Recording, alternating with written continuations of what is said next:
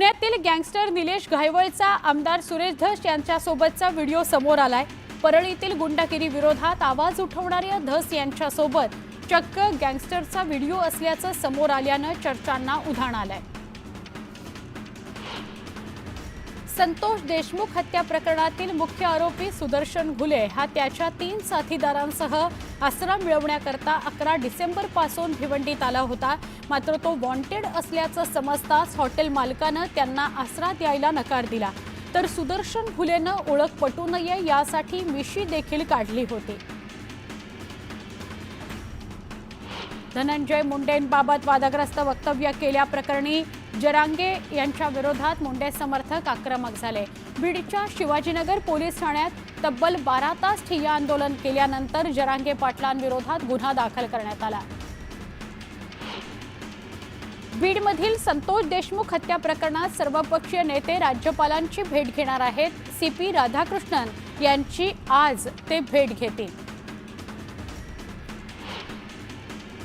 धाराशिवमध्ये संतोष देशमुखांच्या हत्येच्या निषेधार्थ मोर्चा निघणार आहे। 11 जानेवारीला सर्वपक्षीय मूक मोर्चा निघणार आहे।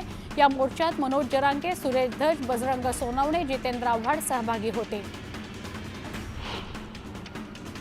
पालकमंत्री पदावरून महायुतीत रस्सीखेच असल्याचं समोर येतंय। कोकण, मुंबई, पालघरचं पालकमंत्रीपद भाजपकडेच राहणार असल्याचं समोर येतंय, तर ठाणे, रत्नागिरीसह रायगडचं पालकमंत्रीपद शिवसेनेकडे जाईल अशी शक्यता वर्तवण्यात येते।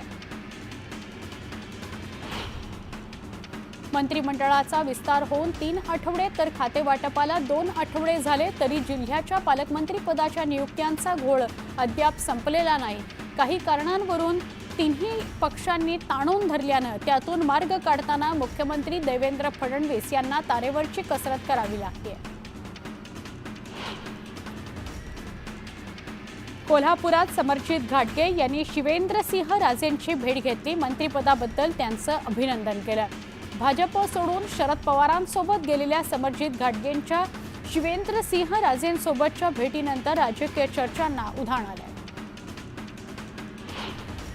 केंद्रातील तसंच राज्यातील सरकारनं स्थानिक स्वराज्य संस्थांच्या निवडणुका गेल्या 4 वर्षांपासून रखडवल्या आहेत। त्यामुळे महाराष्ट्रातील स्थानिक स्वराज्य संस्थांच्या निवडणुका तात्काळ घेण्यात याव्यात अशी मागणी करत एका संस्थेनं सर्वोच्च न्यायालयात याचिका दाखल केली आहे। यावर लवकरच सुनावणी होण्याची शक्यता आहे।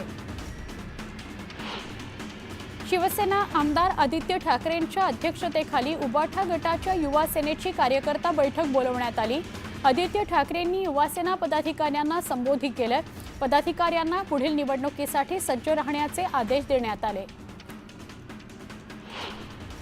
ओबीसी आरक्षणाच्या निर्णयानंतर पालिका निवडणुका लागण्याची शक्यता आहे।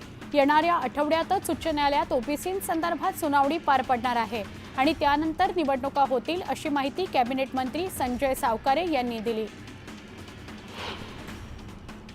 मुख्यमंत्री देवेंद्र फडणवीस आज कोल्हापूर दौऱ्यावर आहेत। मुख्यमंत्री पदाची 3ऱ्यांदा शपथ घेतल्यानंतर ते प्रथमच कोल्हापूर दौऱ्यावर येत आहेत। नांदणी येथे स्वतिश्री जिनसेन भट्टारक पट्टाचार्य महास्वामी मठात आयोजित कार्यक्रमाला ते उपस्थित राहणार आहेत।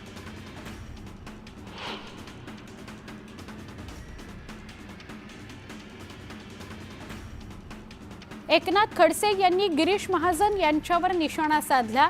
महाजनांना जळीस्थळी काष्टी पाषाणी घरोदारी केवळ नाथाभाऊच दिसतात, त्यामुळे त्यांच्या वक्तव्यावर बोलणं मी टाळलंय। नाथाभाऊंवर बोललं म्हणजे प्रसिद्धी मिळते म्हणून गिरीश महाजन माझ्यावर बोलतात असं एकनाथ खडसे म्हणाले।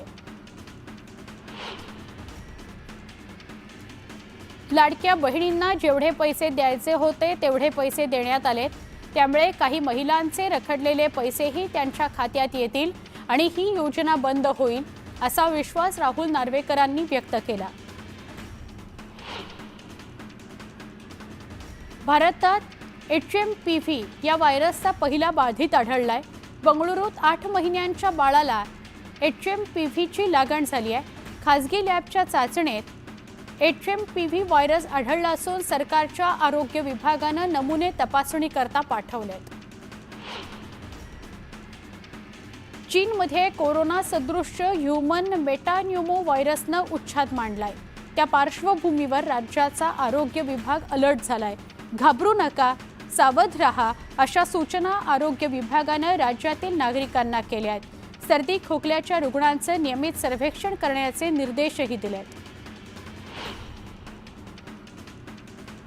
पहाटेच्या दरम्यान गुजरातकडून मुंबईच्या दिशेने येणाऱ्या वलसाड एक्सप्रेस या ट्रेनच्या डबल डेकर ट्रेनचे डबे आजपासून रद्द करण्यात आले।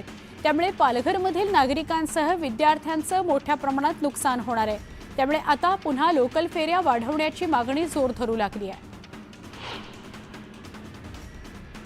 मुंबईत येत्या 5 वर्षात जवळपास 337 किलोमीटर लांबीचे मेट्रो जाळे उभारले जाणार आहे। सध्या 8 मेट्रो मार्गिकांची कामं सुरू आहेत। यातील 2 मेट्रो नव्या मार्गात मुंबईकरांच्या सेवेत दाखल होण्याची शक्यता वर्तवण्यात येते।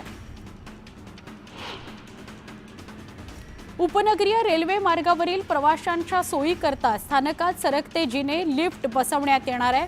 मुंबई रेल्वे विकास महामंडळातर्फे वर्षभरात 119 लिफ्ट्स आणि 138 सरकते जिने बसवण्यात येणार आहेत।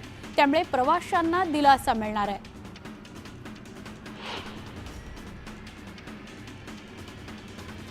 पश्चिम रेल्वेने मुंबईतील प्रमुख स्थानकांवर डिजिटल लाउंज म्हणजेच विश्रामगृह उभारण्याचा निर्णय घेतलाय।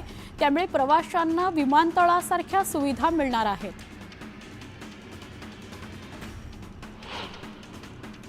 आर्थिक डोलारा सांभाळण्यासह मुंबई पालिकेने उत्पन्न वाढीचे स्रोत शोधायला सुरुवात केली आहे। पालिकेने दहिसर टोलनाक्यावरील मोकळ्या जागेत 131 खोल्यांचं 19 मजली 5 स्टार हॉटेल सुरू करण्याचा विचार केलेला आहे।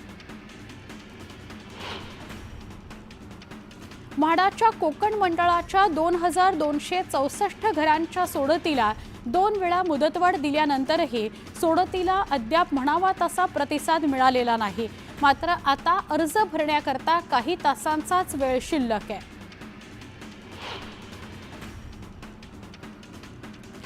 म्हाडाच्या नाशिक मंडळाला 20% योजनेअंतर्गत खासगी विकासकांकडून घरं मिळत नसल्यानं म्हाडानं कठोर पावलं उचलायला सुरुवात केली आहे। परिणामी नाशिक मंडळाला सध्या 20% योजनेतील 555 घरं मिळाली असून आता त्यांच्या सोडतीची तयारी मंडळानं सुरू केली आहे। त्यानुसार आठवड्यात सोडतीची जाहिरात प्रसिद्ध केली जाणार आहे। माझं पसंतीचं सिडको घर या योजनेअंतर्गत सिडकोनं 26,000 घरं विक्रीकरता उपलब्ध करून दिली आहेत। या घरांकरता 11 ऑक्टोबरपासून ऑनलाईन नोंदणी सुरू केली आहे। विशेष म्हणजे अर्ज नोंदणीकरता 3 वेळा मुदतवाढ देण्यात आली आहे। पण घरांच्या किमती गुलदस्त्यातच ठेवल्यानं सर्वसामान्य ग्राहक अद्याप वेट अँड वॉचच्या भूमिकेत आहेत। गिरणी कामगारांना मुंबईतच मोफत घरं द्या अशी मागणी विविध कामगार संघटनांनी केली आहे। मुंबई सोडून ठाणे रायगड या परजिल्ह्यात गिरणी कामगारांना घरं न परवडणारी आहेत। त्यामुळे ती घरं नकोच असं कामगार संघटनांचं म्हणणं आहे। महाराष्ट्रातील प्रति अयोध्या असलेल्या रामटेकचा विकास नियमांमुळे रखडलाय। रामटेकच्या विकास आराखड्यासाठी वन विभाग आणि पुरातत्व विभागाकडून अद्यापही परवानगी मिळालेली नाही। त्यामुळे विकास कामं रखडल्याचं समोर आलं। एखाद्या मुलीचा एकदाच पाठलाग करणं गुन्हा मानता येत नाही। गुन्हा सिद्ध करण्याकरता सतत पाठलाग केल्याचं सिद्ध करणं आवश्यक आहे असं मत नागपूर खंडपीठानं व्यक्त केलंय। दादरच्या इंदू मिलमधील भारतरत्न डॉक्टर बाबासाहेब आंबेडकरांच्या स्मारकाचं काम डिसेंबर 2025 पर्यंत पूर्ण करण्याचे निर्देश मुख्यमंत्री देवेंद्र फडणवीसांनी दिले। त्यामुळे स्मारकाचं अर्धवट राहिलेलं 50% काम 12 महिन्यांमध्येच पूर्ण करण्याचं आव्हान MMRDA समोर असणार आहे। राज्यातील मत्स्य उत्पादनात गेल्या 2022-23च्या तुलनेत 2023-24 वर्षभरात 81,838 मेट्रिक टनाची घट दिसून येते। रत्नागिरी जिल्ह्याचा अपवाद वगळता रायगडसह इतर जिल्ह्यात मत्स्य उत्पादनात घट झाली आहे। मुंबई महापालिकेच्या रुग्णालयांसह उपनगरीय रुग्णालयांमधील नवनियुक्त परिचारिकांना गेल्या 7 महिन्यांपासून वेतन मिळालं नाहीये। पगार मिळवण्यासाठी रुग्णालयातील प्रशासकीय विभाग आणि महापालिका मुख्यालयात चक्रा मारून सुद्धा त्यांना पगार कधी मिळणार याबाबत प्रशासनाकडून कोणतेही स्पष्ट उत्तर मिळाले नाही। त्यामुळे परिचारिका हतबल झालेल्या आहेत।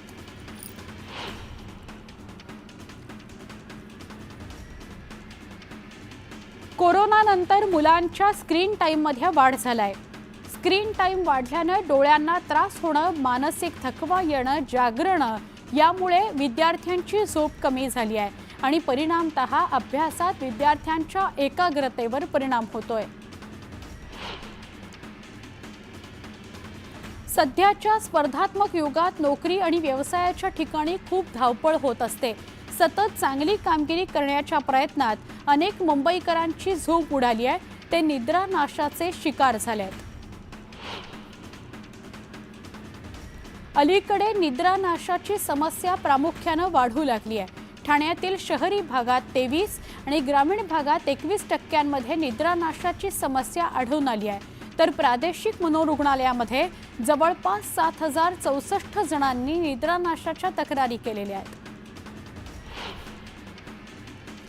केंद्र सरकारनं देशांतर्गत स्मार्टफोन निर्मितीला चालना दिल्यानं हा उद्योग वेगानं विस्तारतोय. उत्पादनात वाढ झाल्यानं भारताचा स्मार्टफोन बाजार 2025 पर्यंत $50 अब्ज म्हणजेच 4.29 लाख कोटी रुपयांपर्यंत विस्तारेल असा अंदाज व्यक्त करण्यात आलाय. मुंबई पालिकेच्या 2025-26च्या अर्थसंकल्पात जनतेचा वाढता सहभाग असावा यासाठी नागरिकांकडून सूचना मागवण्यात आल्या आहेत. यात प्रदूषणमुक्त मुंबईसाठी बजेटमध्ये ठोस तरतूद करण्यात यावी. त्याचसह खड्डेमुक्त रस्त्यांचाही प्रशासनाकडे आग्रह करण्यात आलेला आहे. टीएमटीच्या कंत्राटी कर्मचाऱ्यांनी पुकारलेल्या संपामुळे परिवहनच्या उत्पन्नाला फटका बसलाय. त्यानंतर आलेल्या सलग सुट्यांमुळे परिवहनचं उत्पन्न घटलंय. दररोज 3 ते 4 लाखांचा फटका बसलाय.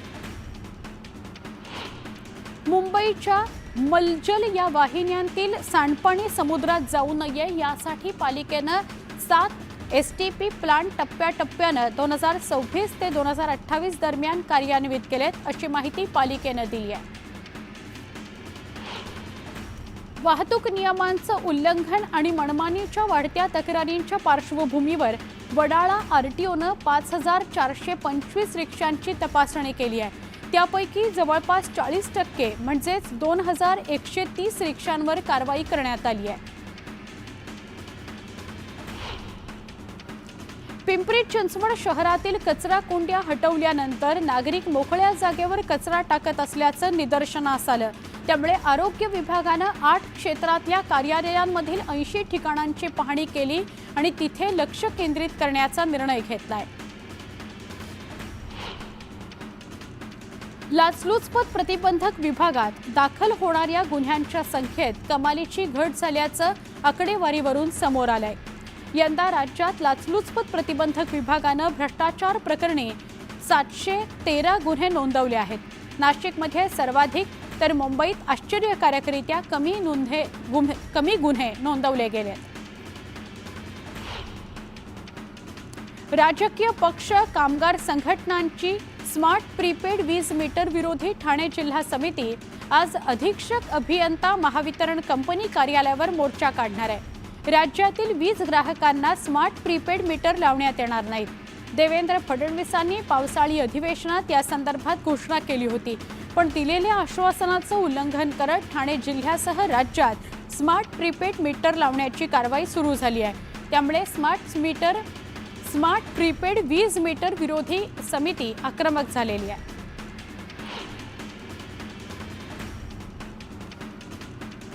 विकासक, बांधकाम व्यावसायिक यांच्यावर काहीशी जरब बसवणाऱ्या महारेराच्या स्वायत्ततेलाच आता धक्का लागण्याची चिन्ह आहेत. महारेराकडे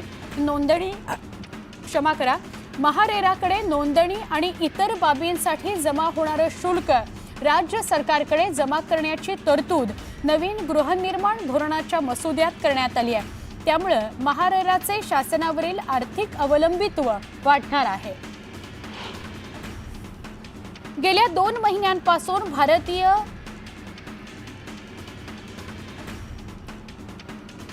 तिसऱ्या तिमाहीचे निकाल जाहीर केले जाणार आहेत.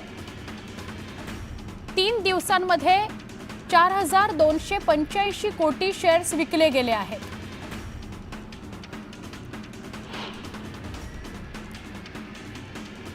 सावित्रीबाई फुले पुणे विद्यापीठानं आंदोलन सभा निदर्शनं आयोजित करण्याकरता 8 दिवस आधी परवानगी घेण्याबाबत लागू केलेल्या नव्या नियमाला युवक काँग्रेसकडून मुंबई उच्च न्यायालयात आव्हान देण्यात आलं।